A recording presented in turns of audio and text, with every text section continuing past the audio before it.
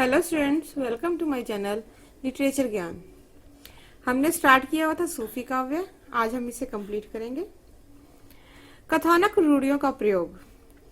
सूफी कवियों ने प्रेम आख्यान काव्यों में कथानक को गति प्रदान करने के लिए कथानक रूढ़ियों का प्रयोग किया गया है।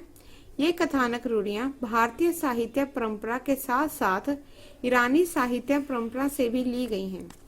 जैसे चित्रदर्शन, शुक सारिका आदि द्वारा नायिका का रूप सुनकर नायक का उस पर आशिक होना, मंदिर में प्रिय युगल का मिलन आदि भारतीय कथानक रूढ़ियां हैं।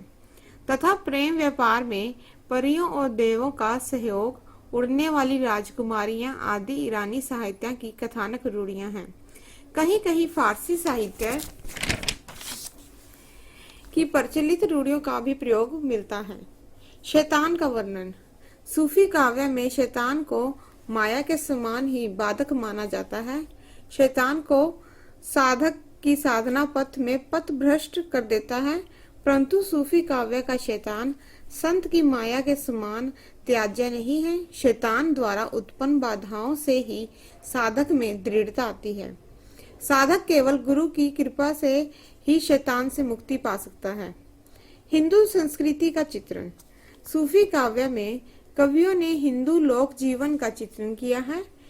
इन्होंने हिंदू राजघरानों की प्रेम कहानियों को अपने धर्म के अनुरूप चित्रित किया है। सूफियों को हिंदू धर्म का सामान्य परिचय था, जिसके अनुरूप उन्होंने हिंदुओं के रहन सहन और आचार विचार का सुंदर वर्णन किया गया है। इन कवियों को भारतीय संस्कृति का पर्याप्त ज्ञान था। प्रेम तत्व की व्यंजना।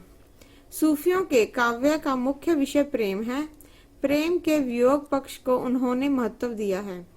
उनके मत अनुसार प्रेम का असली रूप विरह में ही निखरता है, मिलन में नहीं। इसलिए उन्होंने प्रेमी प्रेमिकाओं के वियोग, उनके द्वारा झेले जाने वाले कष्टों का अधिक वर्णन मिलता है।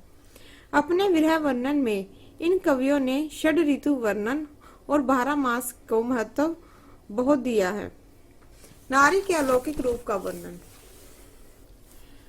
सूफियों ने नारी प्रेम का प्रमुख स्थान स्वीकार किया है। नारी परमात्मा का प्रतीक है। इसका स्वरूप अलौकिक बन गया है, जिसके कारण वह निरीभोग्य वस्तु मात्र नहीं रह गई है। सूफी कवियों ने नारी को यहाँ अपने प्रेम साधना रूप में स्वीकार किया है। नारी उन साधकों की दृष्टि में स्वयं एक सिद्धि बनकर आती है। भाषा। सूफी कवियों ने अपनी रचनाओं में जन प्रचलित अवधी भाषा का प्रयोग किया। सूफी कवियों का प्रधान केंद्र अवध था, इसलिए इन्होंने इस भाषा को अपने काव्य के लिए चुना।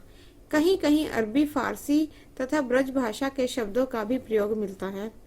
छंद और अलंकार। इन कवियों ने दोहा चौपाई शैली का प्रयोग किया है। इन दो छंदों के अतिरिक्त सोठा, स्वेया और बरवेर छंद का भी प्रयोग मिलता है। अलंकारों में समासोक्ति का अधिक प्रयोग हुआ है। रूपक, उपमा, उत्प्रेक्षा और अतिशयोक्ति का भी प्रयोग किया गया है। काव्य रूप अर्थात शैली। ये सभी प्रेमाख्यान प्रबंध शैली में रचे गए हैं। सभी वर्णनात्मक हैं और बीच बीच में मार्मिक स्थलों पर हृदयग्राही वर्णन है। इनमें लौकिक प्रेम की अभिव्यक्ति करते हुए प्रबंध निर्वाह को निभाने का प्रयत्न किया गया है। खंडन मंडन की प्रवृत्ति का अभाव। सूफी कवियों की एक और विशेषता यह भी है कि इनमें किसी विशेष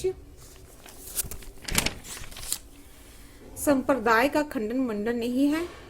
साथ में सूफी मत के सिद्धांतों का प्रतिपादन भी सरस और सहज रूप में किया गया है। यही कारण है कि यह काव्य हिंदुओं में भी विशेष लोकप्रिय है।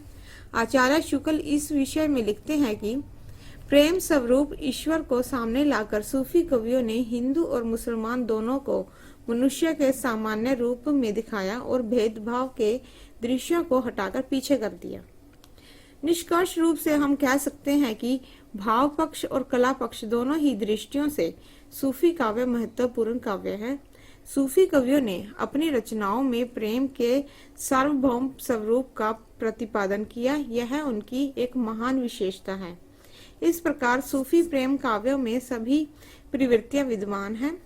उनका काव्य लोक रंजन के साथ साथ लोक मंगल भी भावना का प्रचार और प्रसार करता है। अपनी इन्हीं विशेषताओं के कारण सूफी कवि हिंदू और मुसलमानों में समन्वय स्थापित करने के लिए सफल रहे। धन्यवाद।